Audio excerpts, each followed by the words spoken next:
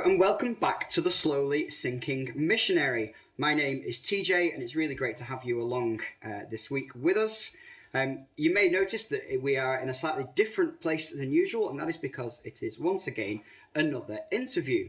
But this week, because of circumstances you'll see, we had to be where they are and not where I usually am.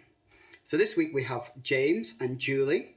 Hi guys. Hi, it's nice to be here, thanks. Hi, great to be here. Great. Well, why don't you guys just tell us a little bit about yourselves? Yeah, I can go first. I'm Julie, married to James here. We have been on the field for a couple of years, 2.5 years, and we have 3 children, 8, 6 and 4, a boy and 2 girls.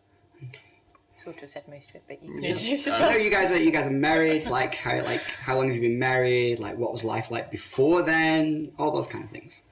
Yeah, so before coming overseas, we would be married for 10 years at that time. Now we've been married for 12 years, or just over. Mm-hmm.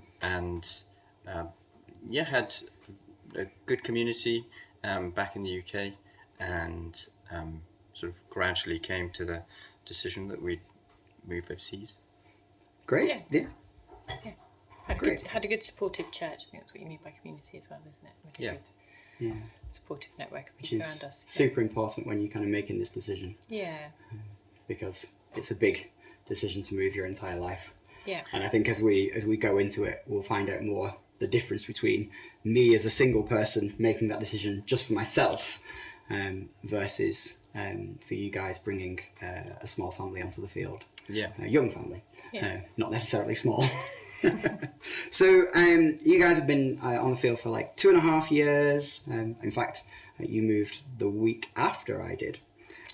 But we met actually on when we were both on vision trips to where we are now. And that kind of feels quite a long time ago. I don't know how it feels for you guys, but... It was a long time ago. Our youngest was a little baby. So, yeah, it was. But it was also very different because we were coming and... I don't know.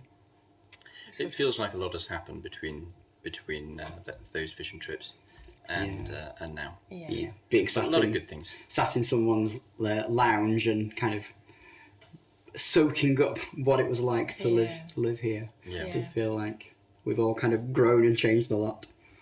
Well, why don't you just tell us a little bit then about why you came here, how your decision-making process went, especially, of course, in terms of being a married couple on with a young family. Yeah. For us, James had grown up overseas, so it was really always on his heart to come back to working overseas, really, in ministry in some form. So when we got married, he told me this. Before or after? Actually, he did tell me before. So it wasn't a total surprise. And so we began the process of praying about it. And then, and we were both in jobs, in professions. So we were finishing our jobs and kind of our qualifications, and then started a family. So, and then the time it took for us to have our children and just begin praying about where we should go and hear where the Lord was asking us to serve Him took some time, didn't it?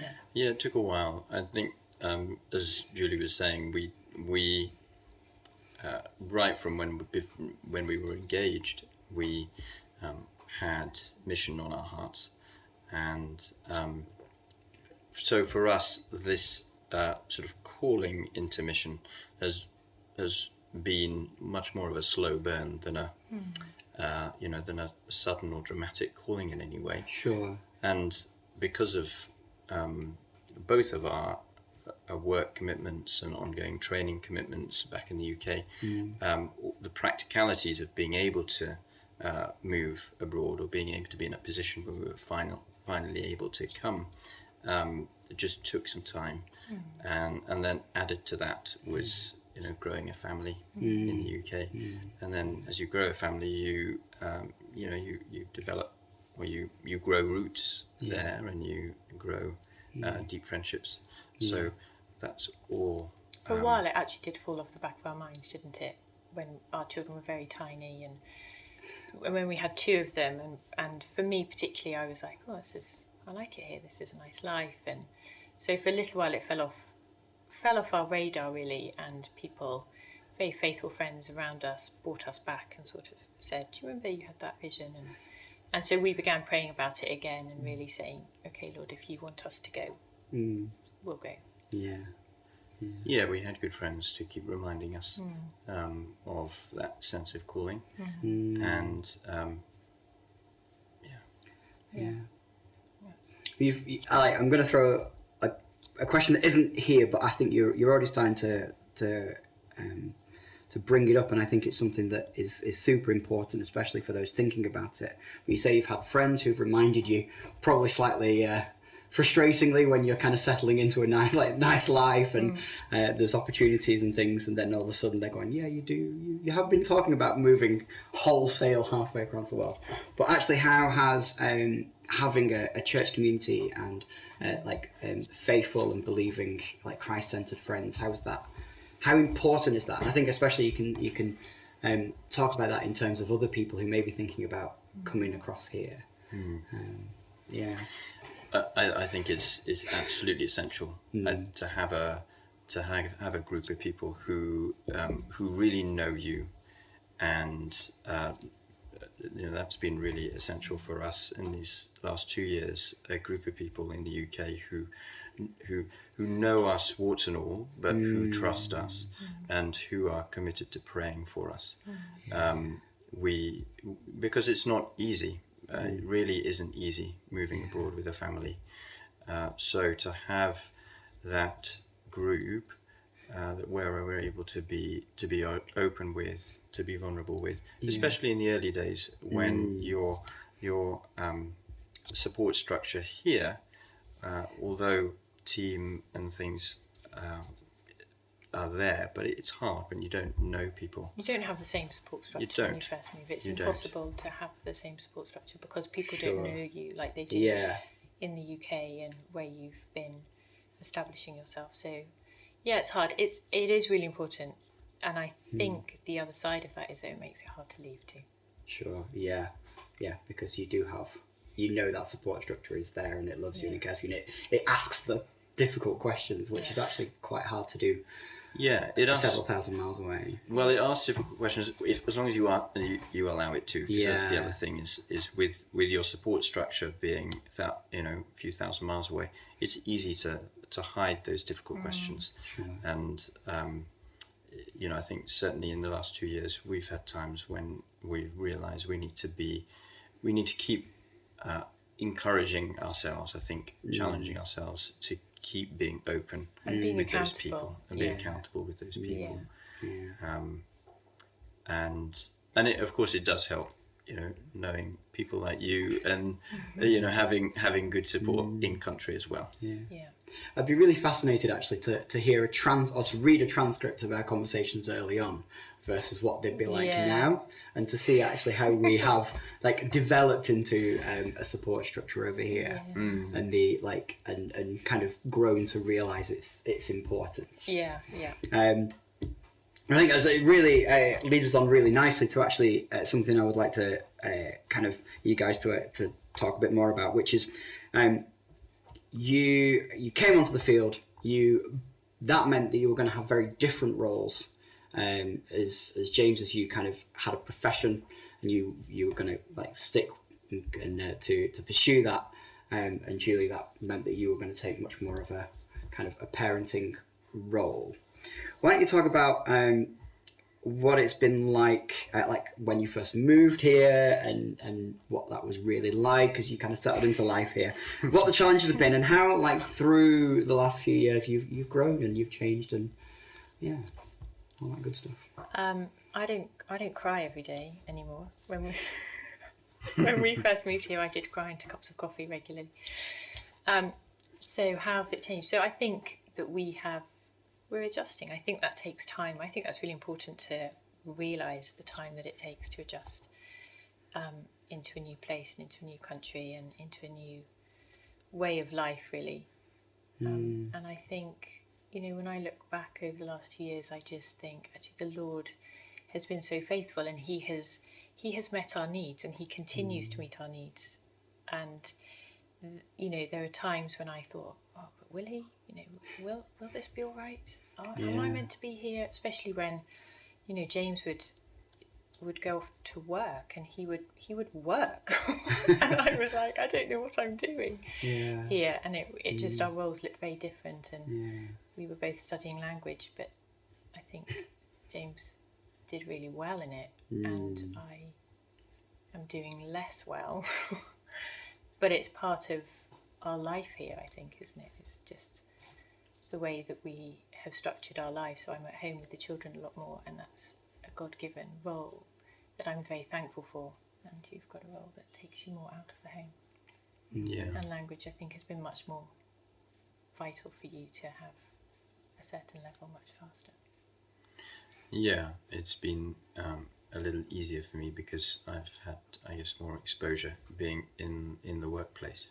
But when we first moved, we actually, so I didn't jump straight into my profession. We lived with a local family for 3 months, and that was an experience. The most diplomatic way of putting it. And good and bad. Sure. And so that meant living as a family of 5, all in one room with no heating In winter. in the middle of winter. Just coming up to the end of September. Sort of -10, -12 degrees C.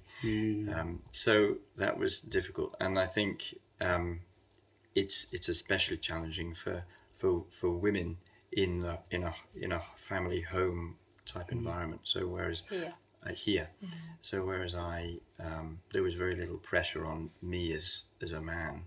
Anything I did was over and above what was required of me.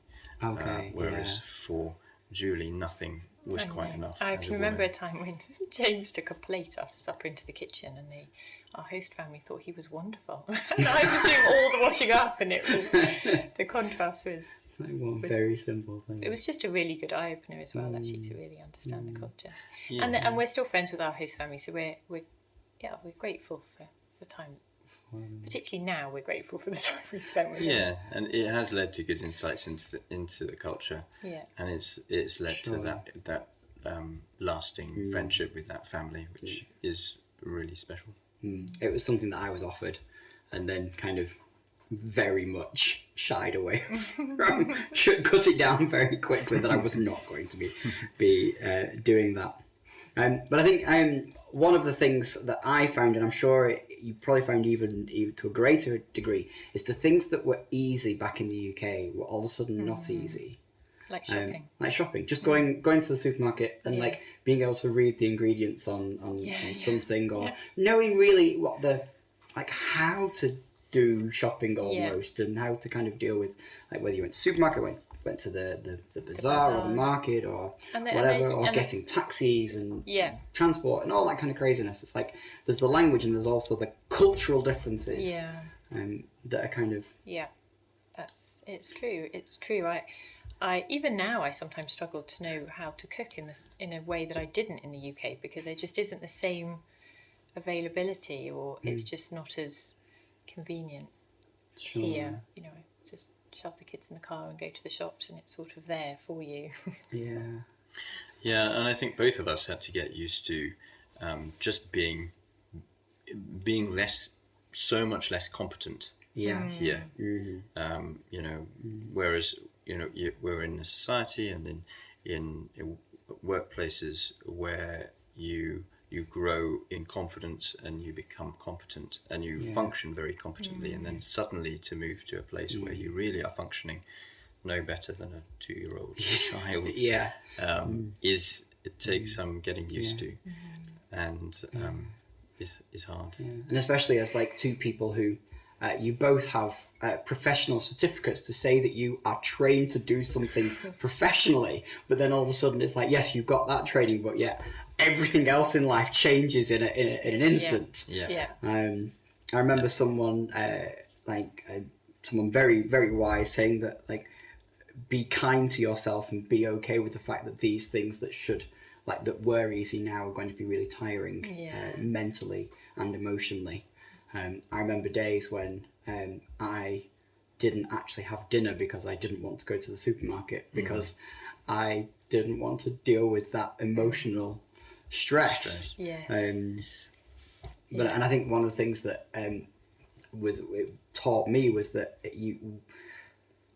it's another level of trusting that God is in control in a way that I wasn't expecting. Because you kind of think about the normal things of like being ready to share the gospel and stand up for your faith and all that stuff, but actually trusting that it's going to be okay if you mess up in the supermarket or you get on the wrong bus and end up in the middle of nowhere or whatever it is. It's very humbling. I think it's a very humbling experience. But I can remember actually speaking to a good friend here who's been here for a very long time, and actually after the first year just saying, most of the work that the Lord is doing is in my heart and just bringing me to a place of really trusting him and seeing his faithfulness. So Yeah. And I remember thinking what a privilege it is actually to be in a position where you're forced to rely on the Lord, and I mean it's painful and it's hard and it's frustrating, but being forced to be to not rely on our own understanding, not rely on ourselves because we just simply can't. It's just we found, I think both of us in that first year, although it was so painful in many ways, we grew so much in just relying on God. Yeah, absolutely. I think the longer I spend here, the more convinced I am that it should be like almost like a national service that every Christian should go and do, is go and live for a year or 6 months somewhere else. In fact, a friend here, he does a discipleship training year, and as part of that, they have to go and do like 8 weeks in a different part of the world, and I just think that's a really great commitment, because it really does grow you and shape you and mold you and really like expose the bad bits, but then burns them off through God's grace and his unending love for us. So you have 3 kids, and you've had to do kind of the normal things with them, like Christmas and birthdays and school and all the kind of the things that you would be doing anyway in the UK, but you've done them here. Like how did like having the kids as you kind of like prepared to come on the field, and then like what was it like considering those guys as you prepared to come and then came and then did it? For me as a mother, I was surprised by how much they needed me, and the huge transition of moving from their home, because they were really little. Our oldest was only 5 at the time, and of moving from another country to our our host country, and the time that it took them. Actually, I think children are resilient, but I think, and a lot of people tell you, children just get on with it. And there's a sense in which there's truth in that, but there's also a sense in which they really need to know that you're there. So there's a lot of support actually that our children needed that I think we weren't quite prepared for. Sure. Yeah, and I think just to recognise that all 3 of them responded to the same situation so differently as well. That's something we are recognising, even even now, and I'm sure it will go on. But they just have had such different needs. Just taking language, for example, as one example, 2 of them are really getting on with the language, enthusiastic about learning and understanding more and more, and one isn't so much, and that's just how they are, and so we realise that it's just not a one size fits all.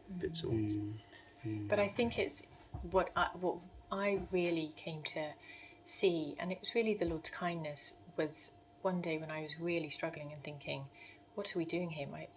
One of our children in particular was really struggling, and so I was struggling as a result as well. And I just really was praying for this child, and I really felt the Lord just say, I didn't just call James, I called, and I didn't just call you, both, I called your children as well, and I have a plan for your children. And I think that's really important to remember, that we, we're not just tagging along with James and his career. We are also called here to be part of God's plan, and to be, and that He has a great plan for our children, and part of the plan for our children is that they are here. Yeah, and I think it's so true that, as you say, it's the whole family that are called, and it's been very helpful for me to remember, and I haven't always remembered this, but just very helpful to remember that truth, that we need to go at the speed of whoever is the slowest in this family, even if it and that will mean that You hold back. 4 others will go at a slower pace than what they're capable of, but or that they want to go, or the speed they want to go at. yeah, it's a lesson in group mercy. Yes. Almost, isn't it? It's like understanding that, like we're not just individuals. We are like you guys are a family, but yet all together we are the family of God, and therefore, as all children of Christ, we care, and that can be quite difficult. I would find that difficult, and I've commented to both of you on different occasions that I find your patience a real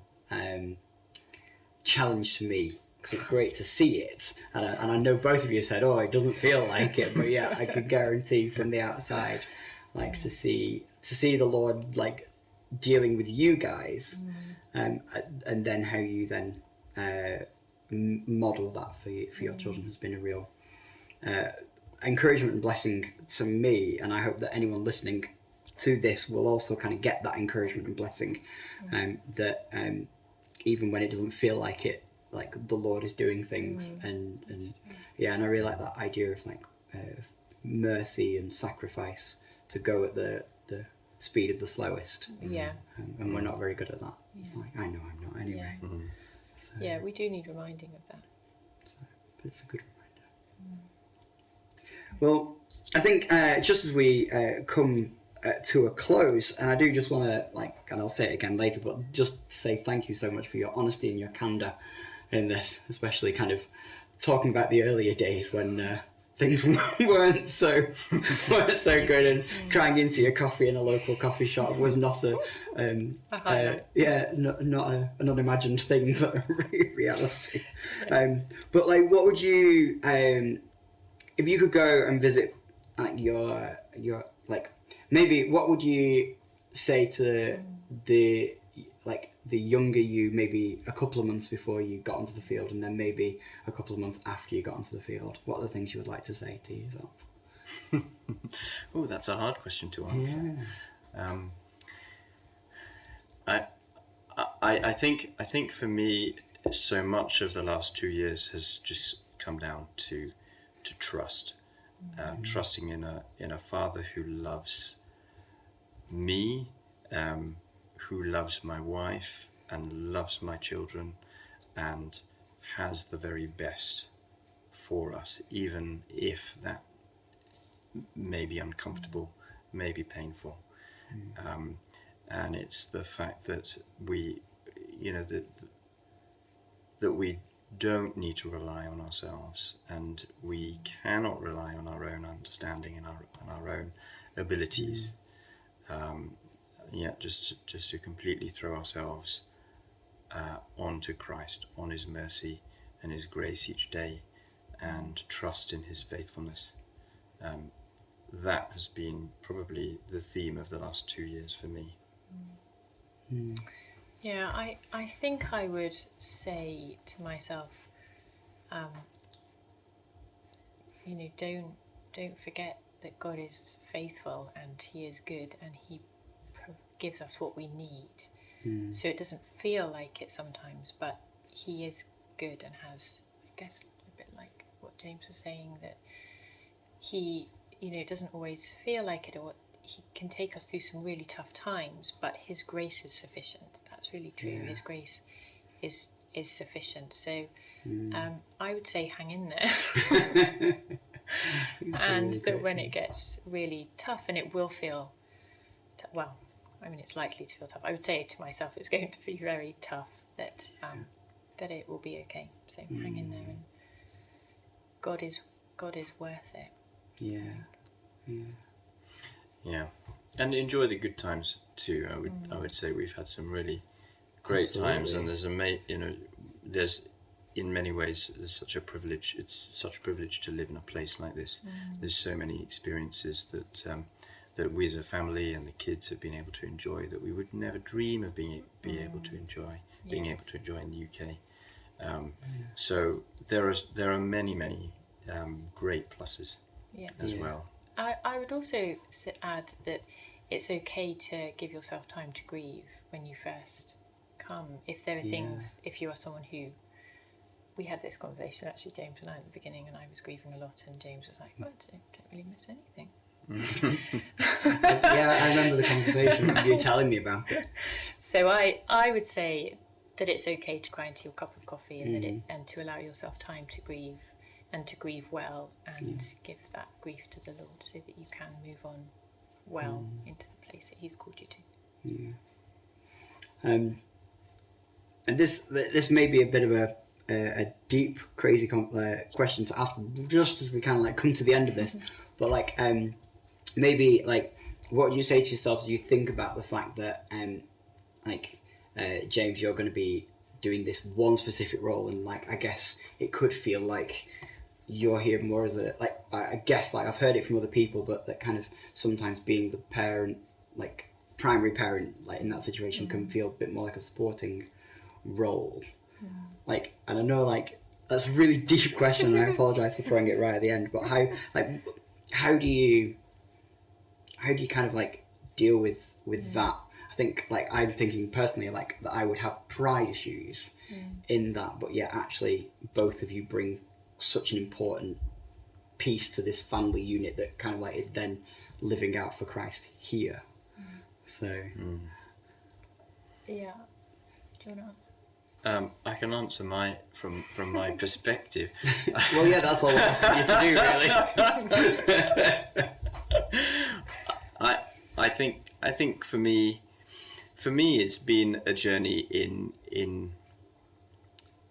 how to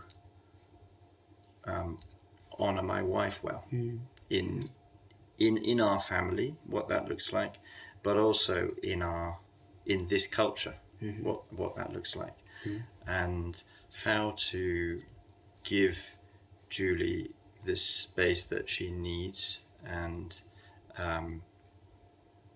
the space that she needs to do the things that God is calling her to do. So, I think we'd come back to the strong sense that, although I have a profession that means that we can stay here, that I'm the one who gets us the visas. Yeah. But my role and my job is no more important than Julie's. Yeah.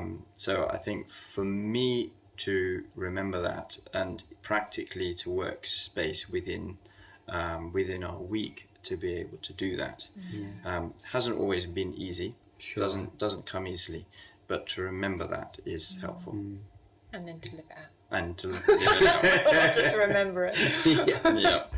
Yeah. I would just add to that, as a wife and a mother, to actually know that your calling is from God. So and there have been times when we've sent newsletters home, and they are, about James doing many great works in just the practical stuff that you're able to do through your job, and I've thought, I'm just at home with the kids.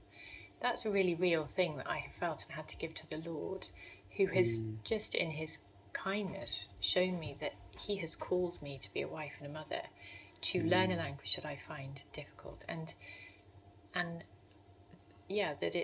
that is a calling, and it's just, I guess, like James said, that there is, whatever the Lord calls you to is worth it, and it's a big thing, and He does allow us to use the gifts. He does give us opportunities to use the gifts that He's given us. Yeah, and to remember, I guess, that there are seasons for all of these things. Yeah. Sure. And that the season that we're in at the moment won't always look this way. No. And actually, through you being here more of the time, you have been able to grow a really deep and life-giving relationship with who was your cleaner and is now just kind of Yes. a helper, and Yeah. like, you've actually been able to really, A friend. like, she's become a friend, and yet you still, you still pay her because she still does some incredible stuff for you and cooks and cleans and like helps with the kids. But yeah, actually, that's become like a gospel-centered It friendship. has, as you and love the her Lord and pray does. for her.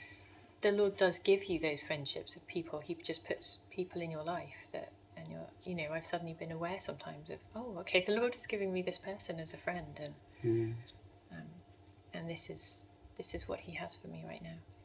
He's faithful. Yeah. Great.